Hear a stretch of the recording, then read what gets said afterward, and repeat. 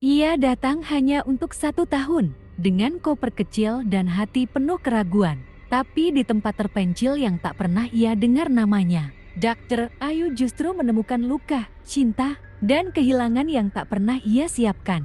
Ini bukan sekadar kisah pengabdian. Ini kisah tentang dua jiwa yang bertemu di ujung dunia dan mencintai dalam sunyi. Ketika Dr. Ayu pertama kali menginjakan kaki di Desa Harapan, ia tidak menyangka tempat sekecil ini bisa mengubah hidupnya. Ia datang sebagai bagian dari program pemerintah, mengabdi selama 1 tahun di daerah terpencil, ditemani hanya oleh 1 koper dan hati yang setengah yakin. Ia menatap rumah-rumah kayu yang berdiri rapuh di antara pepohonan lebat. Hari pertama, semua terasa asing. Bahasa, kebiasaan, dan wajah-wajah yang memandangnya dengan curiga. Namun satu hal yang menarik perhatiannya. Seorang pria berambut gimbal dengan tubuh penuh luka. Namun sorot matanya tajam seperti menyimpan 1000 cerita. Namanya Elius.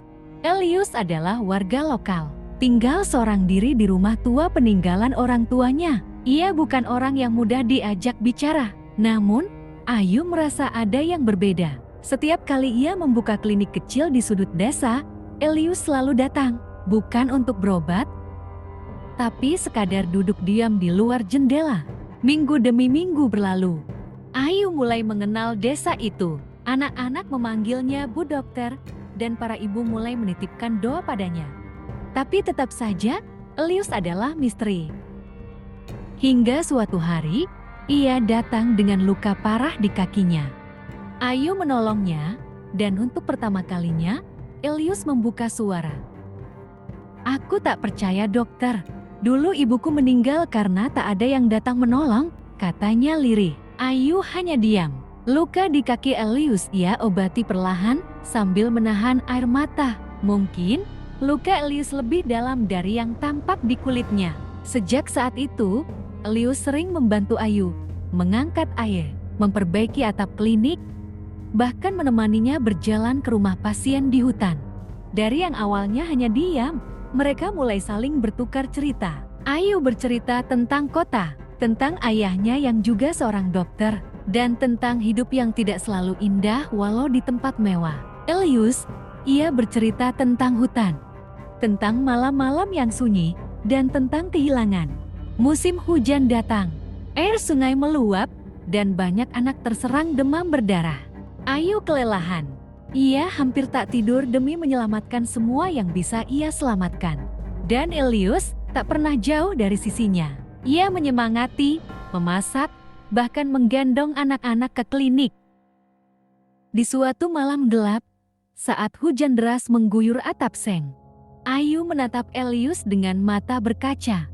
"Kalau semua ini berakhir, aku tak ingin pulang," katanya pelan. Elius hanya menatapnya, tak berkata apa-apa. Tapi malam itu, hati mereka saling mengikat dalam diam.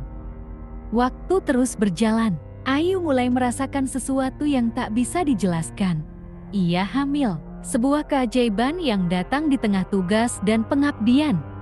Namun, kebahagiaan itu hanya sebentar. Sebuah kabar datang dari kota. Ayu harus kembali. Ibunya sakit keras dan waktu tugasnya hampir selesai. "Pergilah," kata Elius. "Kau harus pulang." "Tapi bagaimana dengan kita?" tanya Ayu, gemetar. "Kita akan selalu ada, dalam janji. Dalam anak kita." Elius memegang tangannya. Ayu pergi dengan berat hati, meninggalkan desa, Elius, dan cinta yang tak sempat sepenuhnya mekar. Ia kembali ke kota. Ibunya meninggal sebulan kemudian. Lalu, Ayu melahirkan seorang anak laki-laki yang ia beri nama Hara, dari nama Desa Harapan. Ia menulis surat untuk Elius berkali-kali, tapi tak pernah ada balasan. Setahun kemudian, Ayu kembali ke desa. Namun rumah Elius sudah kosong. Dia pergi ke hutan.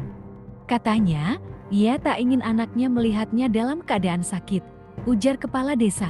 Elius meninggal di tengah hutan, di bawah pohon yang biasa mereka duduki bersama. Dalam saku bajunya, ada foto kecil Ayu, yang diambil diam-diam oleh anak-anak desa, dan secari kertas dengan tulisan, Maafkan aku tak bisa menunggu. Tapi aku tahu, kau akan jadi ibu yang hebat. Ayu menangis di tempat Elius dimakamkan. Dalam hatinya, Elius akan selalu hidup. Dalam hara, dalam kenangan, dan dalam cinta yang tak pernah sempat utuh.